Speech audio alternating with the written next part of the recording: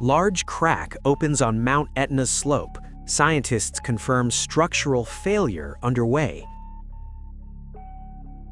Mount Etna, one of the world's most active volcanoes, located on the Italian island of Sicily, is now the focus of international attention after a large crack was detected on its eastern slope.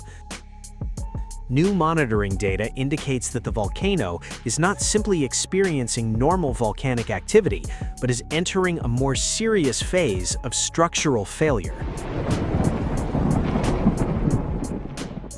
Initial confirmation came from a network of ground stress sensors installed along Etna's eastern slope. Within seconds, the early warning system recorded a surge in ground expansion that exceeded normal levels, several times higher than recorded over the past decade. This change was not just a minor fluctuation, but a significant and unusual acceleration of deformation.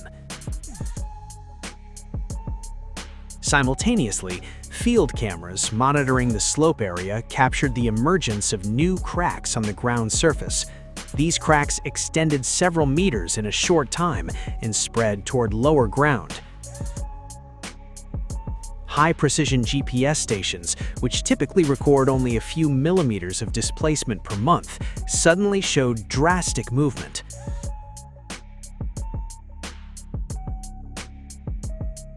What is most concerning is not just the speed, but also the direction of the deformation. The displacement was moving eastward rather than upward, as is typical for magma bubbles. This indicated that the volcano was not simply expanding, but rather fracturing. Satellite radar scans further corroborated these findings. Interferential imagery showed a loss of phase coherence along a widening corridor, a sign that the ground surface was moving too rapidly to be stably mapped. In volcanology, the alignment of data from multiple instruments, GPS, satellite radar, underground strain sensors, and seismic data, is a strong indicator that a major event is underway. This time, all systems reported the same anomaly within a single monitoring cycle. The seismic data showed the emergence of low-frequency earthquakes concentrated just beneath the main rupture. This pattern is more consistent with rock tearing than magma rising. Meanwhile, strain gauges at depth recorded rapid volumetric expansion, indicating internal separation of the rock mass. Modern Etna monitoring archives indicate that such multi-instrument convergence events are extremely rare and have never been recorded during an active eruptive phase.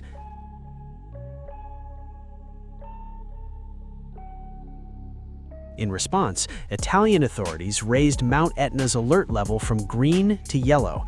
The Sicilian regional government stated that while previous eruptive activity had subsided, monitoring slope deformation was now a top priority.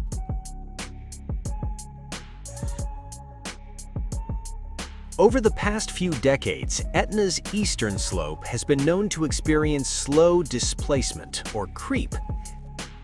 This movement typically occurs due to a combination of magma pressure and gravitational forces, but it is very slow and relatively stable. What's happening now is fundamentally different.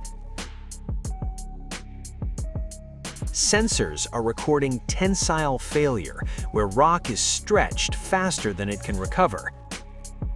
Shear zones along active cracks are almost simultaneous, allowing large blocks to begin breaking away from the volcano's core.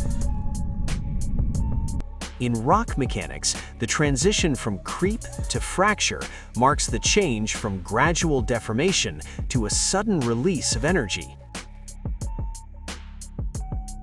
Laboratory studies of basalt, Etna's primary rock type, show that when tensile strain rates exceed a critical threshold, failure can propagate exponentially through pre-existing weak areas. In other words, cracks visible on the surface could be the beginning of a much broader weakening within the mountain's structure. Analysis of subsurface models shows that this rift did not appear randomly. Its path follows the geometry of an ancient fault that existed thousands to hundreds of thousands of years ago. Beneath Etna's eastern slope lies a clay-rich layer formed from volcanic ash and ancient marine sediments, materials known to weaken easily when exposed to pressure and hydrothermal fluids. These layers act as natural slip planes. Etna's geological history suggests that major slope failures in the past have followed similar paths rather than through active lava channels. This raises concerns that the current rift could be the beginning of a long-term weakening process. Generally, the public might assume that eruptions relieve pressure and stabilize a volcano. However, scientists explain that if magma moves sideways into a rift, the effect can actually worsen the situation. Magma intruding into a rift acts like a hydraulic jack, forcing lock layers apart and keeping the rift open.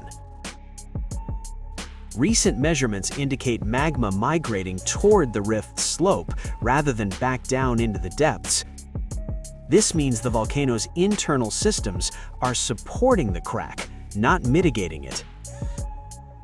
Volcanoes are composed of layers of rock of varying strength. When a large section cracks, the load distribution changes. Additional loads are transferred to previously stable areas, increasing the likelihood of new cracks forming. This process is known as cascading failure. Monitoring data shows a subtle acceleration in some areas that previously showed no significant movement. Researchers warn that structural failure rarely occurs all at once. It usually develops through a series of small weakenings that eventually reach a critical point.